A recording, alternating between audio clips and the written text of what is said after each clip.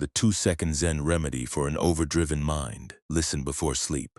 Section in the anatomy of modern stress and the fracture of mind and body. 1. The perpetual acceleration of the modern consciousness. The contemporary human mind exists in a state of perpetual acceleration, a high-frequency vibration driven by the structural demands of an hyper-industrialized, digitally saturated civilization. When you lay your head upon a pillow at the conclusion of a daylight cycle, attempting to slide into the restorative embrace of biological sleep, the cognitive engine does not cease its operations. Instead, it enters a state of internal overdrive, spinning out an endless involuntary loop of anticipating tomorrow's corporate assemblies, parsing yesterday's perceived communication failures, and sorting through an exponentially expanding inventory of obligations that demand immediate execution. This internal phenomenon is not an isolated malfunction of your specific neurology. It is the standardized psychological atmospheric condition of our era. Whether you are trapped within the geometric parameters of a corporate cubicle or lying entirely awake at 3 o'clock in the morning while staring at the ceiling, paralyzed by the phantom weight of impending deadlines, you are experiencing a systemic alienation of the mind from its natural physical baseline. For generations, the cultural narrative has suggested that the remedy for this continuous state of nervous exhaustion lies in the acquisition of more complex systems of management. Another productivity methodology, a more aggressive scheduling application, or a commercial meditation program that perversely induces a wave of guilt the moment you fail to log an entry on the 3rd day of a rigid structural sequence. This is a profound structural misunderstanding. The historical Buddha, operating 2,500 years ago within a radically less mechanized but equally complex landscape of human psychological suffering, identified a biological mechanism that requires neither financial expenditure nor systematic training to operationalize. He discovered that the scattered, fragmented human awareness can be completely returned to its foundational home within the biological body in the span of exactly 2 seconds. This duration is not a metaphorical abstraction. It represents the precise physical space required to execute one conscious, unmediated inhalation. In that tiny clearing of time, a monumental realignment occurs. The individual transitions from being a passive victim of abstract cognitive projections to becoming a free agent operating within the absolute reality of the immediate present. This is not a freedom achieved by escaping your terrestrial responsibilities. It is the capacity to exist with absolute structural fluidity within them. 2. The mechanics of somatic reification through breath. To understand the mechanics of this transformation, one must examine the profound fracture that characterizes ordinary human awareness. Walk through any modern urban environment or corporate landscape and observe the physical presentation of the populace. The physical body is undeniably present in space. It occupies a seat, navigates a vehicle, steps across concrete, or types upon a mechanical interface. But the animating consciousness is completely absent from that immediate physical coordinate. The mind is a chronic time traveler, either trapped within the historical archives of past regrets, resentments, and nostalgic distortions, or racing forward into the ungrounded territory of future anxieties, structural planning, and catastrophic projections. We exist as disembodied intellects, floating heads tethered to digital inputs, treating our biological frames as nothing more than passive, utilitarian transport mechanisms designed to carry our brains from one cognitive task to another. The historical Buddha identified this state of disembodiment as the primary engine of human psychological suffering, dukkha. When the mind operates in total isolation from the body, it loses its somatic anchor, becoming completely vulnerable to the turbulent currents of abstract worry and narrative paranoia. The systematic antidote to this fragmentation is the immediate deployment of the conscious breath as a vehicle of somatic reification. When you intentionally direct the totality of your internal attention to the physical sensation of an incoming breath, you are establishing an unyielding link between mind and matter. The breath cannot occur in the past. It cannot be executed in the future. It exists exclusively within the unyielding immediacy of the here and the now. Therefore, by leveraging your inhalation as a gentle car to transport your scattered awareness back into your physical framework, you achieve an instantaneous integration of the mind-body continuum. In the span of 2 or 3 seconds, the internal architecture shifts from chaotic dispersion to absolute presence.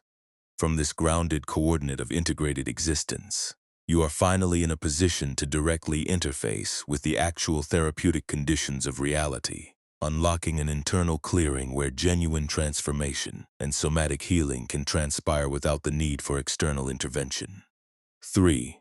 The elementary practice of dual-phase awareness. The primary foundational exercise for any individual seeking to dismantle the machinery of chronic stress is the cultivation of dual-phase awareness centered upon the respiratory cycle. This practice is deceptively elementary in its linguistic description, yet infinitely deep in its psychological operation. The practitioner sits, stands, or reclines, and without attempting to modify the natural pace of their biology, establishes a clear internal boundary of observation. Breathing in, I am entirely conscious of my incoming breath. Breathing out, I am entirely conscious of my outgoing breath. Let us dissect the precise psychological chemistry that occurs when this boundary is maintained with absolute fidelity.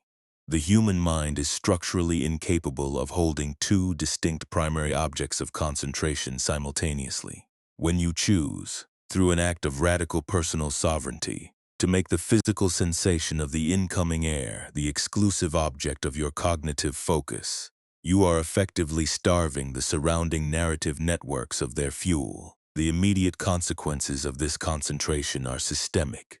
The release of chronological clinging. The past and the future cannot maintain their grip on your awareness when the mind is fully occupied by the tactile coolness of air moving through the nasal passages. The deconstruction of narrative identity. Your projects, your worries, your professional titles, and your chronic mental commentaries are temporarily dropped into the background of reality, revealing an underlying landscape of pure unstaged freedom. The re-establishment of existential autonomy. Freedom is no longer conceptualized as a distant destination to be reached after the resolution of all material conflicts. It is recognized as a direct intrinsic property of the current respiratory cycle. By continuing this template into the exhalation phase, focusing the totality of your attention on the warm release of air and the subsequent point of absolute physical emptiness, you preserve this internal clearing for as long as you choose to sustain your concentration. Whether for 2 minutes or 20, you step entirely out of the social engine of performance and inhabit the world as a fundamentally liberated entity. 4. Deepening the cycle. The art of unbroken continuity. Once the elementary boundary of respiratory awareness has been established, the practitioner deepens the internal intervention by cultivating unbroken continuity from the absolute inception to the final termination of each breath phase. Visualize your incoming breath not as a static event, but as a fluid line in space possessing a distinct length, trajectory, and lifespan, typically lasting 3 to 4 seconds, depending on your immediate physiological state. The advanced instruction requires that your internal focus stick to this fluid line like a faithful companion traversing a winding path, allowing no gaps, no micro-distractions, and no cognitive interruptions to sever the link.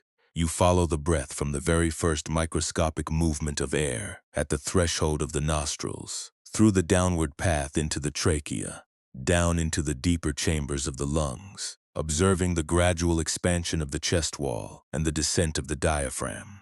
This level of continuous track-keeping transforms the energy of mindfulness into a dense, solid, and highly concentrated psychological instrument. As the concentration grows increasingly steady, the simple act of breathing shifts from a neutral biological necessity into a source of profound physical pleasure and sensory delight. If an individual experiences a sense of strain, struggle, or emotional suffocation while attempting to engage with their breath, it is an absolute indicator that they are attempting to control or force their biology through the lens of performance, rather than simply bearing witness to it. When you relax into the role of the witness, you instantly touch the fundamental miracle of your own aliveness. You realize, with the unclouded clarity of immediate insight, that the air entering your body is the literal substance of the universe sustaining your organic existence. Without any conscious effort from your part, You recognize that while a person who has passed away can no longer execute an inhalation, you are currently participating in the greatest of all cosmic miracles, the simple fact of being alive in the here and the now. This baseline insight alone is structurally sufficient to generate a deep wave of existential happiness, completely independent of your material circumstances, your social status, or your unresolved professional problems. Section: The Corporate Trance and the Ritual of the Bell. 1. The disembodied ghost of the modern workspace. To appreciate the clinical necessity of this practice within our modern socioeconomic structures, let us analyze a case history that represents the baseline experience of millions of contemporary professionals. Consider an individual operating within a high-pressure corporate environment, a space characterized by back-to-back digital assemblies, escalating performance metrics, and an incoming torrent of communication inputs that arrives faster than the human brain can logically process. When this individual sits before a digital display workstation for consecutive hours, their awareness undergoes a systematic process of external colonization. They become completely absorbed by the pixelated landscape of the screen, the data arrays, and the strategic planning loops. During these hours, the individual has effectively forgotten that they possess a physical body at all. Their consciousness is entirely concentrated within the analytical centers of the brain, while their physical frame rests in a state of profound neglect, immobilized in an ergonomic chair under artificial illumination. In a very real psychological sense, this person is no longer truly alive during these intervals. They have become a disembodied ghost haunting the parameters of their own life. While the mind is racing through digital tasks, the physical body remains entirely faithful, patiently holding space for the mind's eventual return, yet silently absorbing the structural damage of this abandonment. The shoulders instinctively migrate upward toward the earlobes, the masseter muscles of the jaw lock in a permanent clench. The spine rounds into a protective curvature, and the respiratory rhythm mutates into a shallow, rapid pattern that signals a state of continuous physiological emergency to the nervous system. The individual is suffering profoundly, but because their mind is entirely exiled within the digital display, they are not home to witness or mitigate the destruction. 2. The tech trance intervention. Structural clearings in time. The structural antidote to this corporate self-abandonment is the systematic installation of an environmental intervention known as the bell of mindfulness. In progressive professional environments, or through personal digital configuration, a gentle organic audio chime is programmed to sound automatically at fixed intervals, such as every 15 minutes throughout the working day. The functional purpose of this chime is to act as a compassionate but unyielding disruption of the tech trance. It is an explicit external command, calling the exiled awareness back to its biological foundation. When the chime resonates across the workspace, the practitioner initiates a non-negotiable protocol of immediate cessation. You instantly remove your fingers from the interface, cease your internal generation of sentences, and step out of the narrative of your current task. Somatic realignment. You do not worry about the incomplete message or the unresolved problem. You shift the entire spotlight of your attention back into the interior of your physical frame. The somatic inventory. You follow 2 cycles of conscious respiration, utilizing the breath to directly interface with your physical musculature. You watch as the structural fist of your stress begins to open. The shoulders drop to their natural coordinate, the facial muscles soften, the chest expands to receive a full volume of oxygen, and the nervous system transitions from a sympathetic fight-or-flight state to a parasympathetic state of recovery. This 30-second clearing in time serves as a vital psychological circuit breaker. It prevents the sediment of stress from accumulating layer by layer until it hardens into chronic somatic illness or cognitive burnout. It ensures that you maintain your freshness, your internal autonomy, and your baseline capacity for joy throughout the operational hours, transforming your relationship with labor from a state of frantic victimization to an exercise in conscious presence. 3. Reclaiming the intimate companion. By embedding these structural clearings into the timeline of your day, You begin to deconstruct the cultural myth that meditation is a specialized activity requiring isolated environments, specialized outfitting, or dedicated blocks of leisure time. The historical Buddha did not teach mindfulness as an esoteric ritual reserved for the quiet corners of mountain monasteries. He delivered it as a practical, portable framework for navigating the immediate reality of human existence. When you listen to the gentle chime of your reminder and return to your breath, you are not learning an exotic, foreign technology. You are returning to the single most intimate relationship you have ever possessed since the moment of your biological birth. Consider the absolute fidelity of your respiratory system. Your breath has accompanied you through every single epoch of your terrestrial narrative. It was there during your childhood explorations, your adolescent heartbreaks, your moments of public triumph, and your deepest private sorrows. It has never judged your failures, never demanded a fee for its services, never checked your metrics, and never threatened to abandon you when you grew distracted or self-absorbed. It has quietly, reliably sustained your life in the background, while your mind was busy chasing illusions in the external world. To pause in the middle of a frantic day and offer your full attention to one inhalation is an act of deep internal gratitude. It is an acknowledgement of this loyal companion, a return to the pristine reality of your immediate aliveness that immediately diffuses the abstract terrors of the corporate construct. Section I. The somatic inventory and the release of accumulated sediment. 1. The body as the map of inherited and acquired stress. As the practitioner becomes increasingly adept at returning their mind to their physical frame through the mechanism of the breath, the second major phase of the practice naturally reveals itself, the execution of a comprehensive somatic inventory. We must come to recognize that the human body is not a mechanical chassis designed to carry our cognitive machinery around the world. It is an intelligent, highly sensitive living archive that records the literal history of our psychological experiences. Every deadline you rushed to meet with your teeth ground together, every conflict you navigated while holding your breath, every hour you spent hunched over a digital display, and every unexpressed emotion of fear or anger you suppressed for the sake of professional decorum lives on as a physical deposit within your tissue.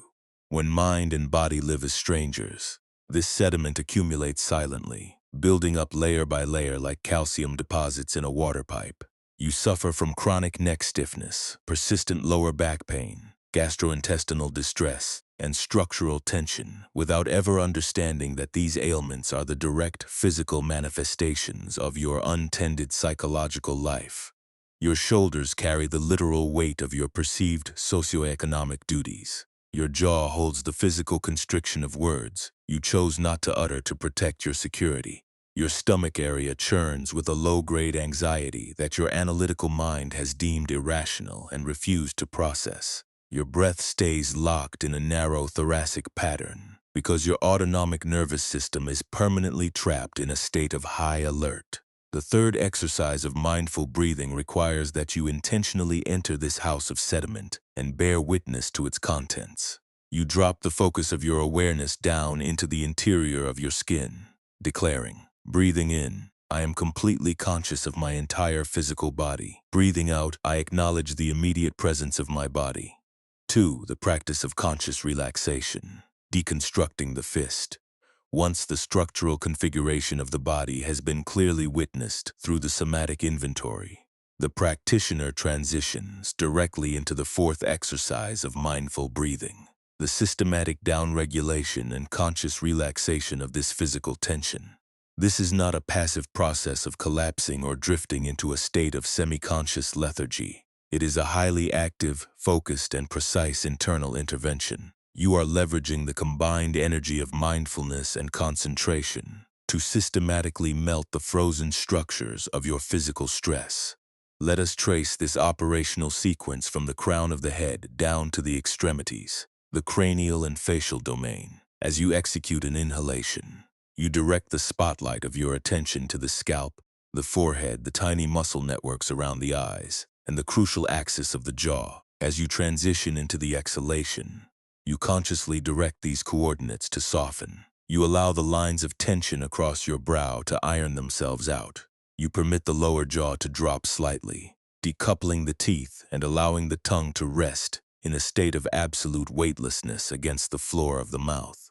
You watch as your entire face transitions from a rigid mask of professional performance into a landscape of profound, unstaged ease, the cervical and scapular axis. With the next respiratory cycle, you migrate your awareness down into the neck, the upper back, and the massive trapezius muscles of the shoulders. This coordinate is the primary dumping ground for modern psychological stress. As you breathe out, you do not force your shoulders down through muscular effort. You simply withdraw the unconscious energy that was keeping them raised toward your ears.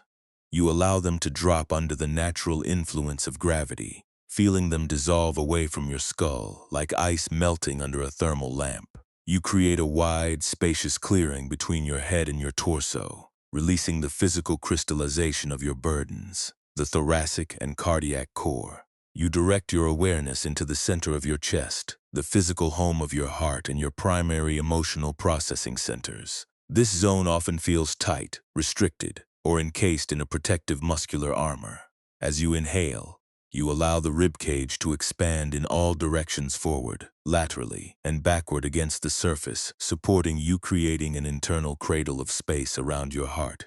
As you exhale, you allow the sternum to settle, sending a wave of quiet gratitude to this tireless organ that has pumped blood through thousands of miles of vascular networks every single second of your life without a moment of hesitation.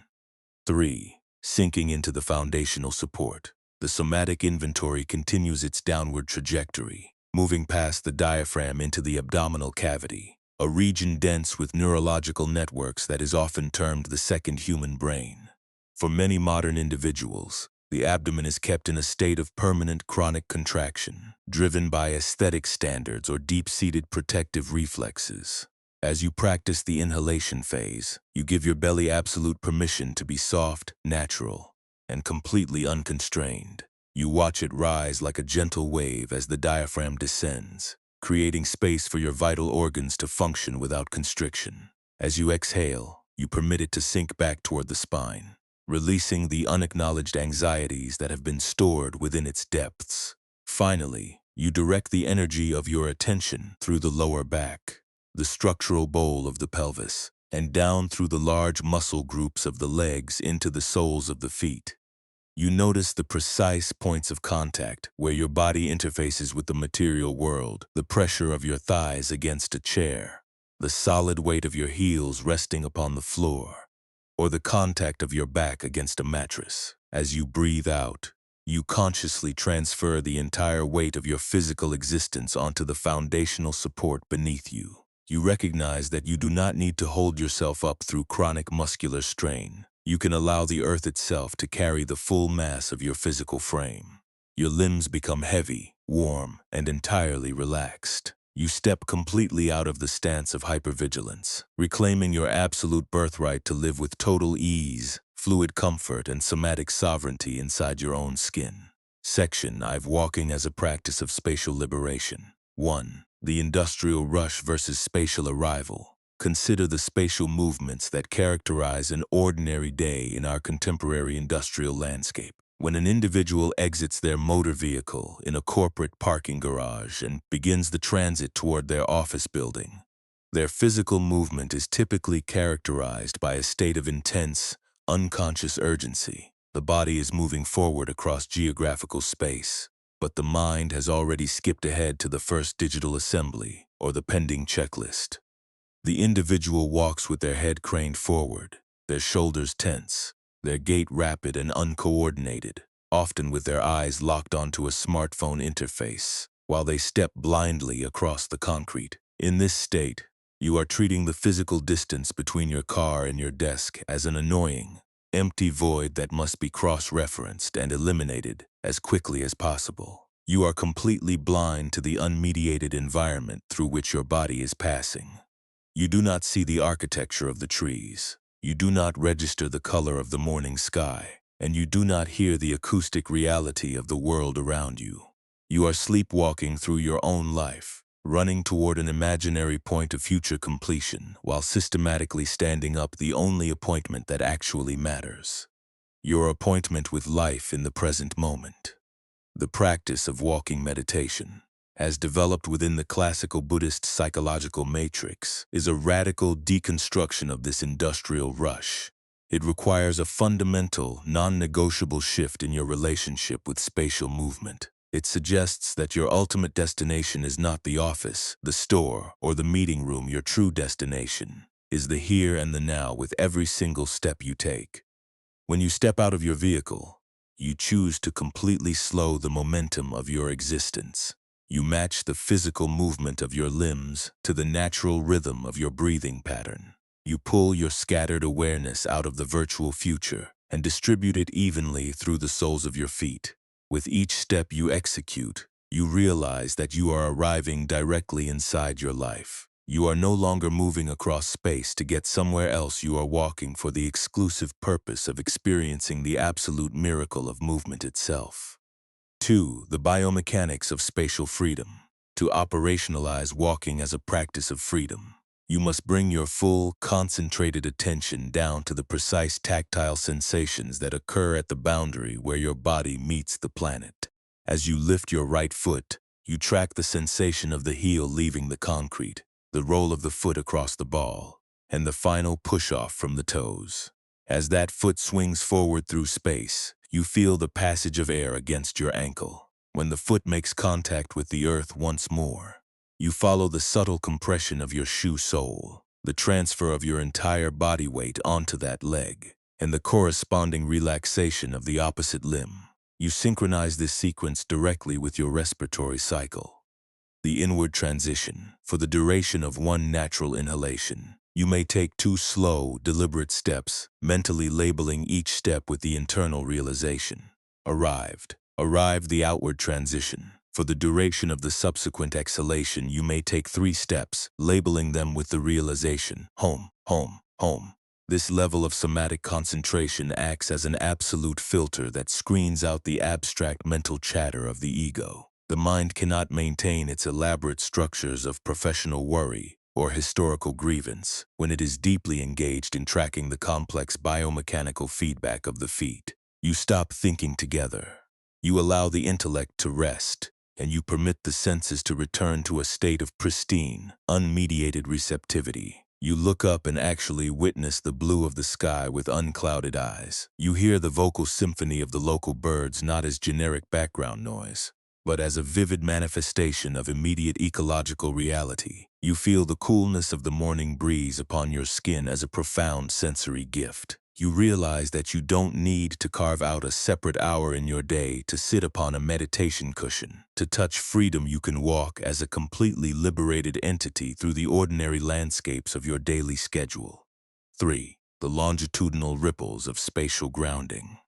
Let us examine the long-term psychological evolution of an individual who systematically implements this spatial grounding within their daily routine. Consider a professional who transforms their morning commute from a frantic sprint into an exercise in mindful walking. In the initial weeks, the mind will continuously rebel against the slower pace, producing waves of artificial urgency, screaming that you are wasting time, and attempting to drag your hand back to your device. But if you persist, gently but firmly returning your focus to the sole of the foot with every step, a deep neurobiological reorganization begins to transpire over months of consistent application. The nervous system habituates to this baseline of spatial presence.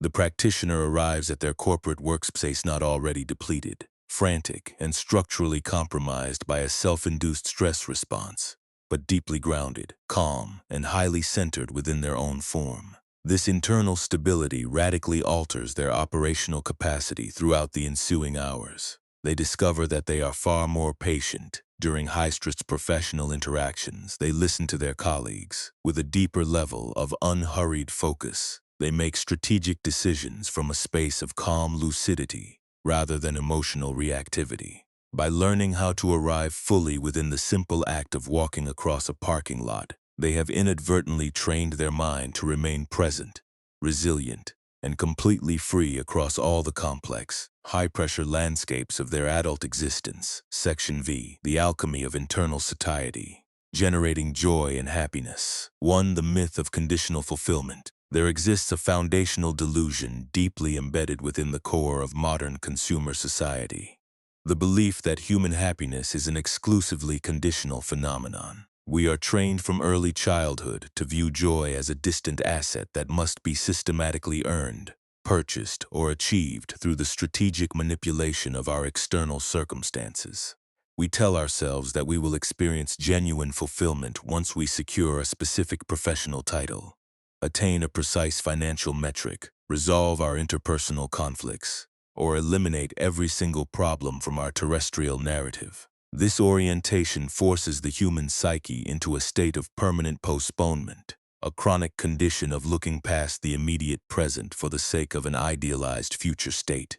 Buddhist psychology exposes this structural chase as an absolute hamster wheel that guarantees perpetual psychological starvation. The past is non-existent. The future is nothing more than a mental projection. The present moment is the absolute, singular coordinate in which your life actually occurs. If you lack the capacity to touch happiness right here, right now, within the parameters of your current imperfect reality, you will never possess the capacity to touch it. Because even when your future milestones are achieved, you will experience them exclusively within the framework of another present moment.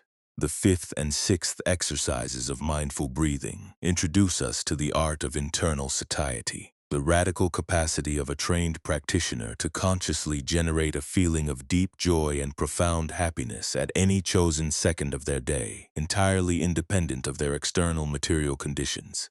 2. Inventorying the infinite materials of satiety.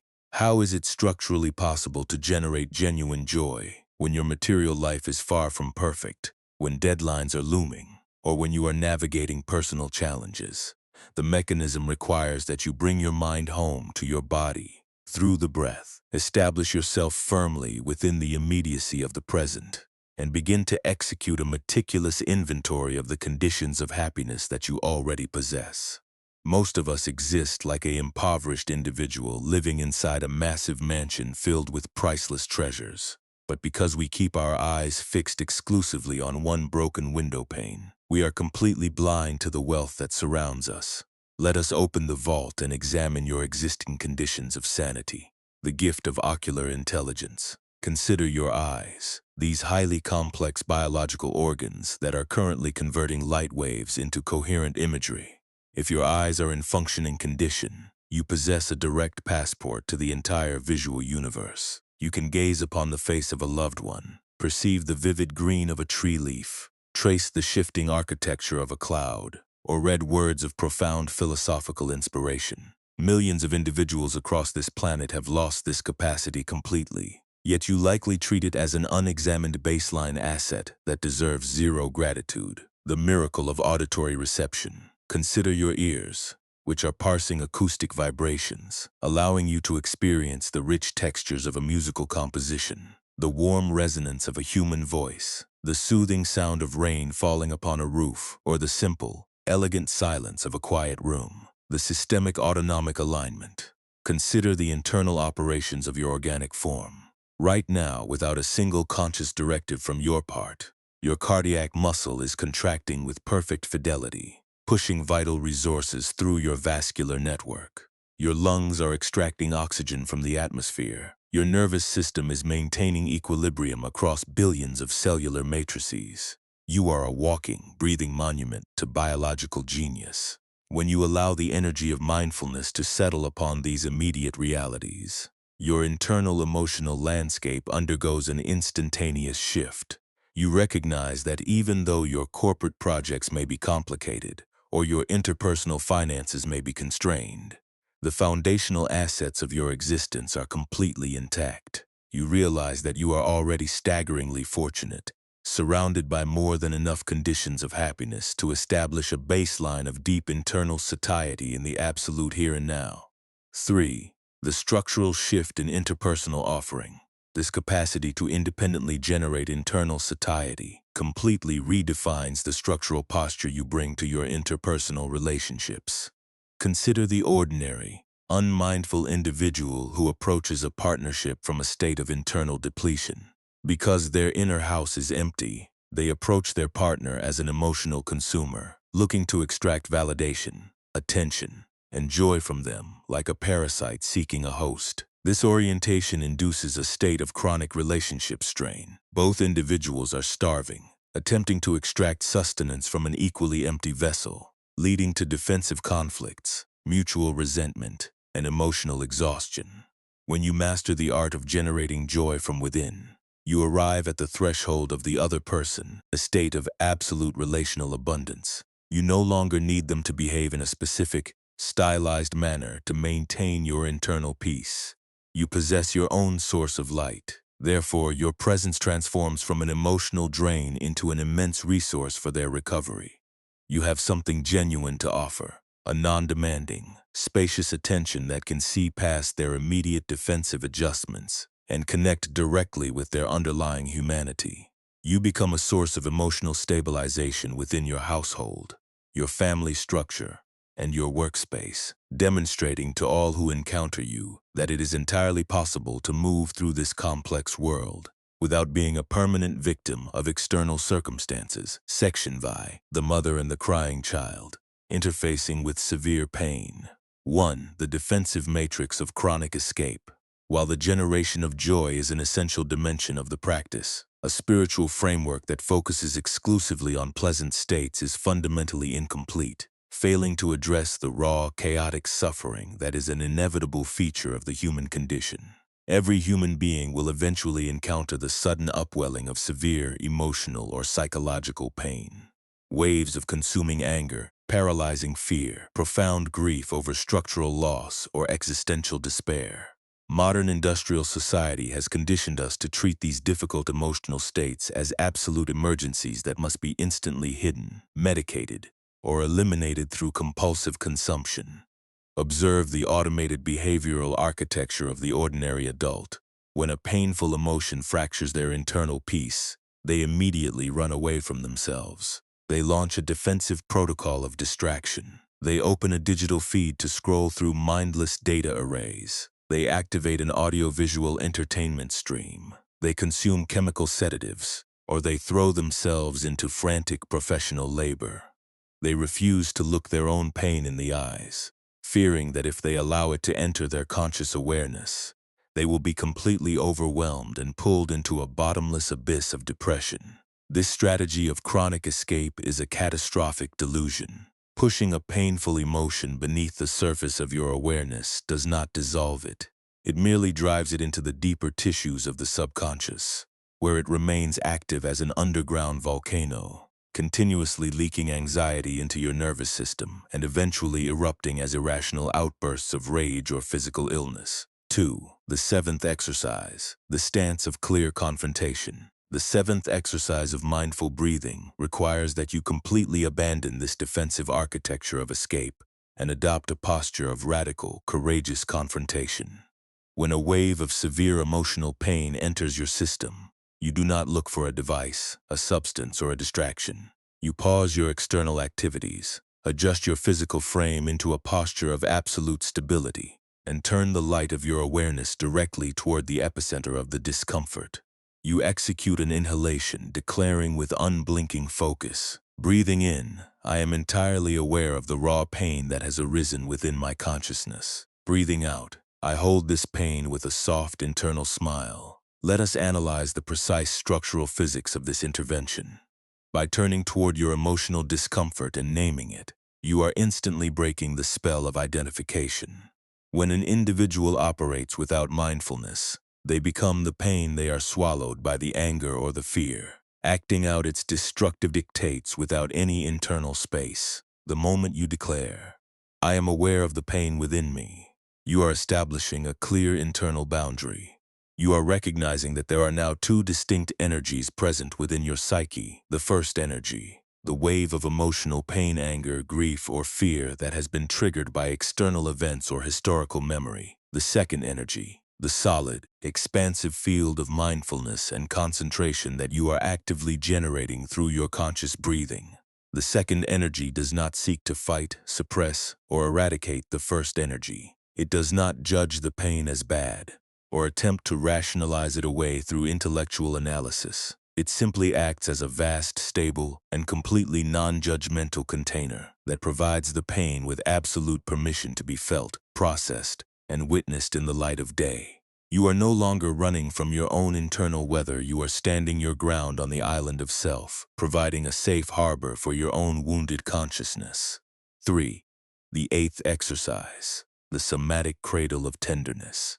Having clearly recognized and verified the presence of the painful emotion through the seventh exercise, the practitioner seamlessly operationalizes the eighth exercise of mindful breathing, the active downregulation and calming of the emotional contraction. The Buddha illustrated this practice through a timeless, profoundly elegant psychological metaphor, the image of a loving biological mother responding to the sudden distress of her infant child. When a baby begins to cry in the middle of a room, a truly compassionate mother does not react with defensive anger. She does not launch an intellectual debate to prove the baby's tears are irrational, and she does not ignore the infant to scroll through a digital device. She stops her manual labor, walks across the floor, lifts the child into her arms, and cradles it closely against her chest. She may not instantly know precisely why the infant is in distress, whether it is experiencing a fever, gastrointestinal pain, or a sudden fright. But she understands that before any diagnosis can be executed, the child's nervous system must be met with an energy of absolute warmth and tenderness. As she holds the infant close, her own calm, regulated heartbeat and biological warmth begin to penetrate into the baby's frame. Within minutes, the child's crying softens, not because its problem has been solved through logic, but because it has been safely held within a container of absolute security and love. This is exactly how you are instructed to treat your own severe emotional suffering, your anger, your panic, your deep grief. These are not character defects to be purged. They are the crying children of your own psyche, screaming for your attention after years of neglect.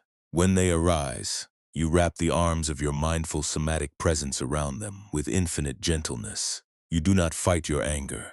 You do not scold yourself for feeling afraid. You breathe deeply and say internally, "My dear anger, I see you. I am not going to abandon you to look at a screen. I am right here with you. I am going to hold you until you feel safe." As the expansive, warm energy of your mindfulness penetrates into the sharp, cold contraction of your emotional pain, a natural biological de-escalation transpires. The emotional wave loses its capacity to overwhelm your intellect. It softens, downregulates, and naturally begins to settle like a storm running out of rain, allowing you to maintain your stability without collapsing into a state of psychological crisis. Section V. The transmission of ancestral sadness and the web of time. 1. The personal illusion versus the generational stream. To truly master the transformation of severe psychological suffering, one must transcend the cultural delusion of absolute personal individualism. Modern psychosocial theory often frames your emotional pain as an exclusively personal property, a localized malfunction of your specific brain chemistry, or the direct result of your immediate biographical choices. This is an incredibly narrow, short-sighted perspective. Buddhist psychology suggests that your consciousness is not an isolated drop of water. It is a fluid stream that has been flowing through an infinite sequence of ancestral territories before manifesting in your current historical frame. When you look deeply into the texture of your chronic anxieties, your unexplained sorrows, or your sudden patterns of intense irritation, you will inevitably discover that you are carrying the literal, untransformed suffering of your father, your mother, your grandparents, and your historical line. Perhaps your ancestors endured structural trauma, economic deprivation, or systemic displacement. If they lacked the spiritual methodologies required to consciously process, integrate, and dissolve the emotional sediment of those experiences, they did not simply disappear. They transmitted that block of suffering down through the genetic and behavioral line directly into your somatic frame. You find yourself weeping tears that do not seem to belong to your personal biography, or feeling an ancient anger that has no logical correlation with your immediate adult security. You are hosting the unresolved ghosts of your entire lineage. 2. The lotus and the mud, the necessity of compost. This realization completely transforms your relationship with your personal suffering. You recognize that when you sit quietly on a cushion or stand mindfully in a workspace, holding your pain with tenderness, you are not merely engaging in a personal therapeutic exercise, you are executing a monumental work of generational healing. You are the point in the lineage stream where the automated transmission of trauma is being consciously confronted and dismantled. The historical Buddha illuminated this process through his foundational teaching on the relationship between the lotus and the mud. In the physical world, the spectacular diamond-white lotus flower does not grow from pristine, sterilized marble or synthetic polymer surfaces. It grows exclusively from the thick, dark, and foul-smelling mud at the bottom of a stagnant pond. The mud is not an accidental obstacle to the lotus development. It is the vital, organic compost that contains the exact raw nutrients required to fuel the growth of the stalk and the eventual blooming of the flower. If you eliminate the mud, you instantly eliminate the possibility of the lotus. This is the ultimate secret of Buddhist spiritual alchemy. Your inherited suffering and raw emotional pain are the exact psychological mud from which your eventual enlightenment, deep wisdom, and universal compassion must be grown. You do not achieve spiritual maturity by attempting to float in an abstract sky of artificial positivity, completely divorced from the dark realities of human grief. You dive directly into the subterranean mud of your own lineage's pain. You hold it with the hands of mindfulness. You explore its roots with concentration, and you allow its raw nutrients to transform your character. The insights you glean from navigating your own depression, your own anger, and your own ancestral inheritance are the precise materials that build your capacity for deep, authentic empathy toward all other suffering entities on this planet. Your pain is transformed from a destructive curse into the literal compost of your spiritual liberation. Section: The Global Matrix of Interpersonal Reclamation. 1. The Geopolitical Clearing, the Israeli-Palestinian Matrix. To witness the absolute structural validity of this psychological technology, when scaled beyond the individual frame, let us analyze a profound operational experiment that transpired within a monastic setting under the guidance of modern mindfulness masters. The organizers convened an intensive retreat that brought together two groups of individuals who existed in a state of absolute, multi-generational geopolitical warfare. A delegation of Israeli citizens and a delegation of Palestinian citizens. These were individuals whose lives had been completely shaped by structural violence, military occupation, terrorist trauma, and mutual existential negation. They viewed the opposing faction not as human beings, but as automated engines of malice and destruction. The protocol enacted by the monastic guides was explicitly structured across two distinct chronological phases: the phase of horizontal stabilization. During the initial 7 days, the two groups were kept entirely separate, prohibited from executing any direct verbal interaction. They were not thrown into a rapid negotiation room to debate policy. Instead, they were anchored exclusively in the foundational practices of somatic stabilization. They spent hours practicing mindful inhalation, executing the body inventory, walking slowly across the earth, and eating their meals in total communal silence. They were building their internal capacity for mindfulness and down-regulating the severe hypervigilance of their nervous systems. The phase of deep communion. Only in the second week were the two factions brought into a unified room for the practice of cross-border listening. One faction was granted the absolute right to speak, instructed to lay bare the total inventory of their historical suffering. The deaths of their children, the destruction of their homes, the paralyzing terror of their daily environments. They were strictly instructed to utilize a specific framework of speech. They could not blame, they could not accuse, and they could not deliver ideological polemics. They were simply to report the raw, unpolished reality of their human pain. The opposing faction sat directly across from them, stripped of any right to interrupt, defend, or correct, tasked exclusively with serving as a compassionate ear to host the other side's grief. 2. The dissolution of the mirror projection. The psychological consequence of this structured interface was monumental. As the listening group sat in silence, utilizing their mindful breathing to actively contain their rising impulses to defend or retaliate, They began to look past the political labels and witness the actual somatic presentation of their enemies. They watched the tears streaming down the faces of mothers from the opposing faction they heard. The identical crack in the voice of a father describing the sudden loss of his son. They witnessed the trembling hands of young adults, traumatized by continuous bombardment. In that space of deep unstaged attention, the monolithic mirror projection of the enemy completely dissolved. The listeners experienced a sudden, shattering flash of cognitive insight. They realized that the individuals sitting across from them were not abstract agents of ideological malice. They were human beings who carried the exact same architecture of sorrow, the exact same unhealed generational wounds, and the exact same deep-seated longing for safety and dignity that they possessed within their own hearts. The illusion of absolute separation collapsed. The anger that had fueled their multi-generational conflict evaporated from the room, replaced by a profound, unified wave of shared compassion. On the final day of the assembly, these individuals who had entered the grounds as mortal adversaries stood before the entire community as an integrated collective, embracing one another in tears, having discovered that the single most effective tool for dismantling a geopolitical war is the courageous cultivation of an unstaged human presence.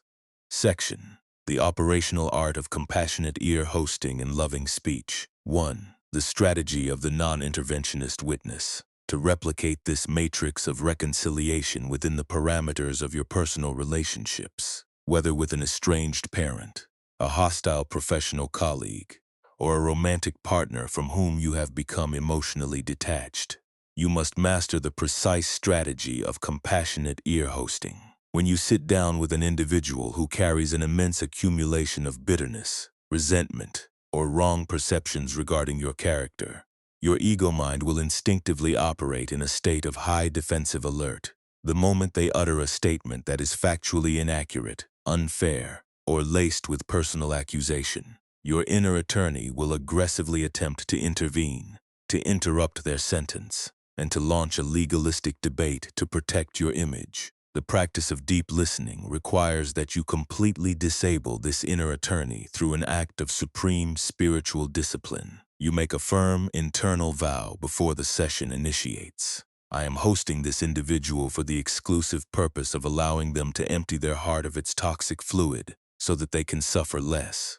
My purpose is not to establish historical truth, to debate metrics, or to determine who is right or wrong. I am here to act as a silent, non-interventionist vessel. When they launch into their accusation, you do not interrupt, you do not correct their misperceptions. You stay anchored inside your biological body, following your inhalation and your exhalation, utilizing the breath to generate a protective shield of mindfulness around your heart. You recognize that their bitter words are not an objective assessment of your value. They are the chaotic, distorted screams of their own untended internal wounds. If you intervene to correct them, you instantly transform the sanctuary into a battleground, ruining the clearing and guaranteeing a continuation of the isolation. You tell yourself internally, poor human being, they are currently a victim of an immense architecture of wrong perceptions and unprocessed grief. Let them speak. Let them empty their cup. You allow them to talk for an hour or an hour and a half without a single line of defense from your part. You wait for days or weeks if necessary, until their emotional storm has completely run its course, knowing that there will be ample space in the future to calmly present factual data when their mind has returned to a state of receptive neutrality. 2. The Formula of Radical Vulnerability. The Story of the German Retreat. Let us observe the sister technology to this compassionate ear hosting. The Art of Loving Speech. This practice is illustrated by an event that transpired during an intensive retreat in northern Germany, where 4 adult men approached their guide with profound emotion. The night prior, they had executed a sequence of long-distance phone calls to their fathers, individuals from whom they had been entirely estranged for decades due to deep-seated historical grievances, systemic neglect, or violent family conflicts. These men had entered the calls convinced that reconciliation was a mathematical impossibility, believing their fathers to be completely unreachable, cold, and rigid entities. Yet, By applying the precise formula of radical vulnerability developed within the mindfulness matrix, they witnessed an instantaneous collapse of the defensive walls. The narrative framework they deployed across the wires was structured precisely as follows. Unconditional recognition. You call the individual and explicitly address them from a space of absolute softness.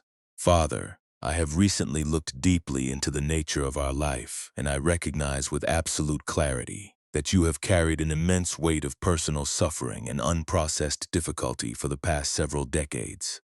Biographical apology. You explicitly waive any right to demand a reciprocal apology. I see now that because I was entirely ignorant of your internal wounds, I reacted to your defensive behaviors in a manner that merely amplified your trauma, causing you to suffer far more deeply. I am profoundly sorry. It was never my core intention to hurt you, but I lacked the wisdom required to see your pain. The compassionate ask. You conclude with a direct invitation for their self-disclosure.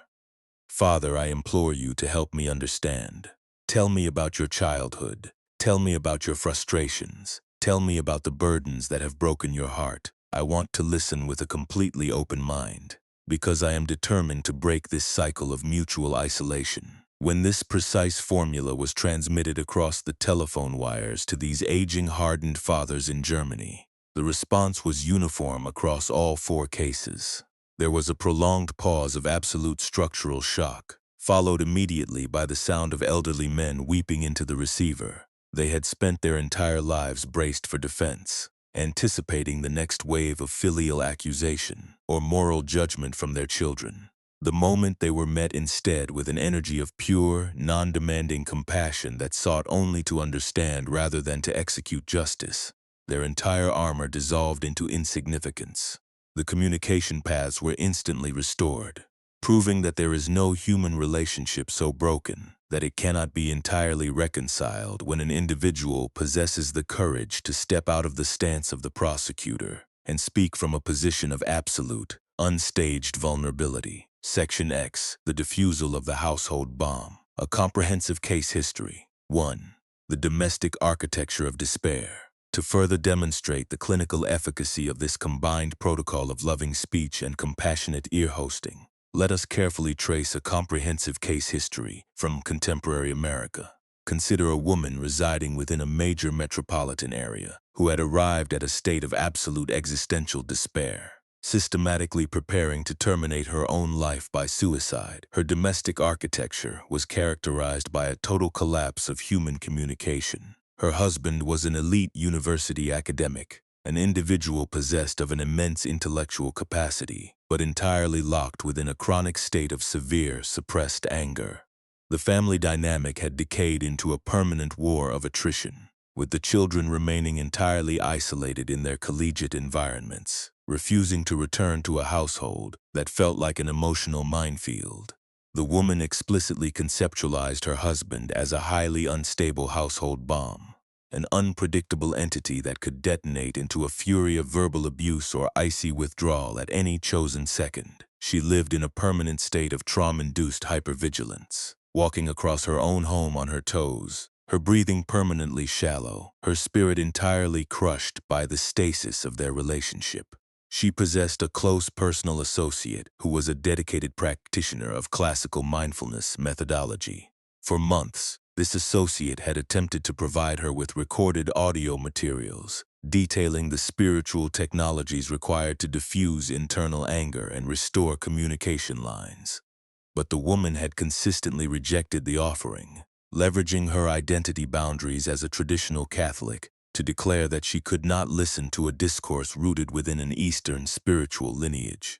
2. The loving challenge and the tape of reclamation. The turning point in this narrative materialized on a specific night when the woman, overwhelmed by a sudden wave of consuming isolation, placed a telephone call to her associate to announce that her suicide plan was finalized for that evening. The associate, operating from a baseline of profound mindfulness and unwavering emotional stability, did not panic. She did not launch an emotional script of frantic intervention. Instead, she deployed a calculated technique known as the loving challenge. She stated, "You have declared for years that I am your absolute closest companion on this earth. Yet I realize now that this is an illusion. I have made one singular, microscopic request of Yuto. Listen to a discourse that contains the literal key to your family's survival, and you have consistently allowed your rigid institutional boundaries to block your ears. If you are determined to terminate your life tonight, that is your absolute personal sovereignty. But I demand that as my friend you execute one final task before you do so. Take a taxi to my residence, sit in my room, and listen to this audio tape. You can return home and execute your suicide plan later if the material fails to provide an alternative path. The woman, recognizing the unyielding integrity of the challenge, accepted the terms. She traveled to the associate's residence, where she was provided with a playback device and left in total physical solitude to interface with the discourse.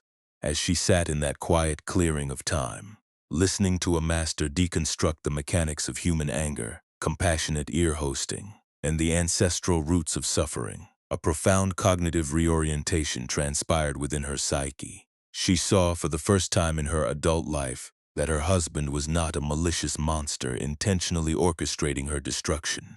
He was a deeply damaged, profoundly lonely human being who was completely trapped inside the engine of his own unprocessed trauma. She recognized that her own chronic patterns of defensive reactivity had merely served as fuel for his explosions. When the tape concluded, she emerged from the room, looked her associate in the eyes, and declared, "I am not going to terminate my life tonight. I am going to return to my household, and I am going to apply this technology to defuse the bomb inside my husband." 3. The 5-day satiation protocol. The associate, understanding that intellectual comprehension is entirely distinct from somatic mastery, intervened once more, stating, "You cannot enter a high-stress domestic battlefield armed with nothing more than a conceptual understanding. If you attempt to execute this practice tonight, his very first angry reaction will trigger your old defenses, and you will ruin the clearing. You need structural training." The associate then accompanied the woman to an intensive, 5-day residential mindfulness retreat, where they immersed themselves completely in the behavioral framework of classical Buddhist psychology. The developmental sequence enacted during this 5-day protocol was structured as follows. Days 1 and 2, the reification of the somatic harbor. The woman was placed in a state of absolute structural silence. She spent 48 hours focusing her entire human attention on the mechanics of her respiratory cycle and the execution of the body inventory. She was downregulating her sympathetic nervous system, draining the accumulated sediment of hypervigilance from her muscles, and building an internal repository of pure concentration energy. Day 3, the inventory of the interior house. She was guided to step directly into her own unprocessed grief and loneliness. She learned how to cradle her emotional pain with the tenderness of a mother holding an infant, transforming her fear from an overwhelming emergency into a manageable object of awareness. Days 4 and 5, the optimization of relational tools. She was systematically trained in the structural mechanics of compassionate ear hosting and the precise linguistic syntax of loving speech, practicing how to remain completely non-reactive when confronted with intense verbal hostility. 4. The night of the detonation. On the evening of the 5th day, fully armed with the dense concentration energy of a true practitioner, the woman returned to her domestic residence. She stepped through the front door, utilizing her mindful walking to ensure every step grounded her consciousness in the here and the now. Her husband was seated in the common area, his posture rigid, his face an invariant mask of defensive irritation, fully prepared for another cycle of domestic warfare. The woman did not launch into her historical script. She sat down directly before him, closed her eyes for 2 respiratory cycles to stabilize her center, and delivered the precise formula of loving speech. She looked into his eyes with a gaze of absolute unstaged compassion and stated, "My dear husband, I am sitting here before you tonight because I have recently achieved a profound, heartbreaking realization.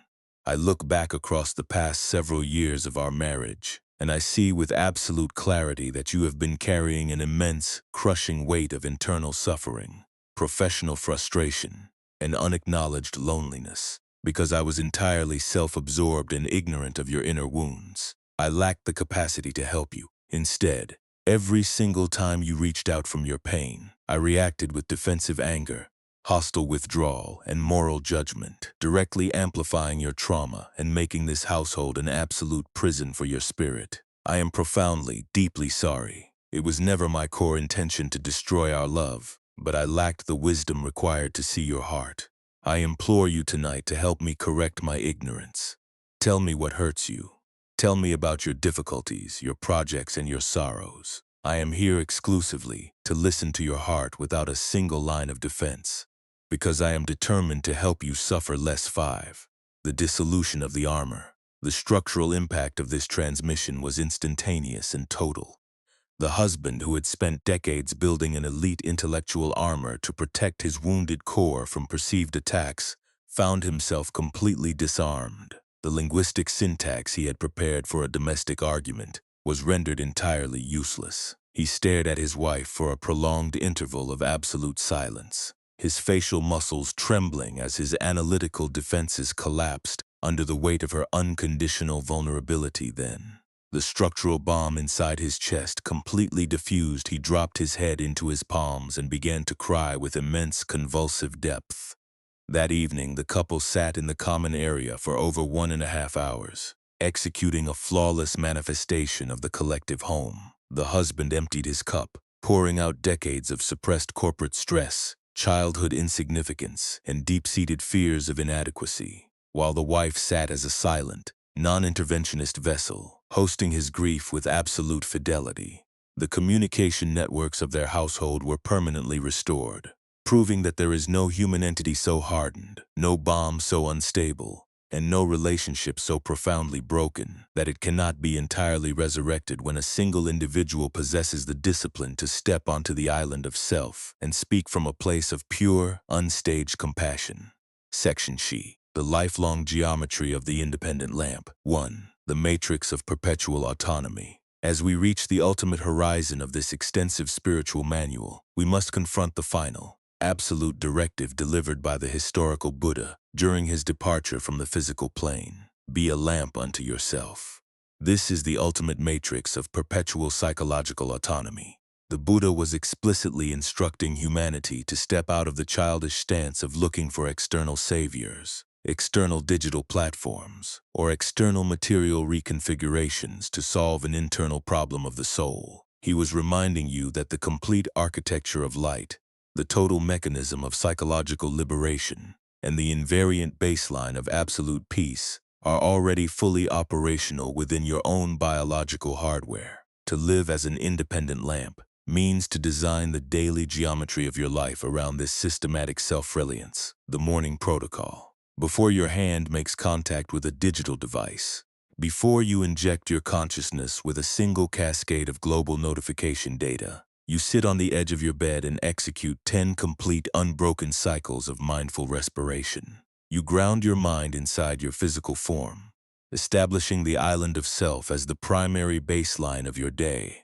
The transitional clearings. You transform every physical transition within your corporate or domestic schedule into an explicit act of spatial arrival. You treat the walk to your vehicle, the passage down a corporate corridor, or the waiting interval in a commercial line as a sacred clearing in time to execute the body inventory and down-regulate your nervous system. The emotional cradling. The moment an internal storm of anger, anxiety, or loneliness is triggered by the friction of life, you refuse to deploy the digital screen as a narcotic sedative. You pause, face the discomfort with a clear internal dialogue of tender recognition, and cradle the pain within the somatic matrix of your mindfulness. 2. The invisible community of the heart.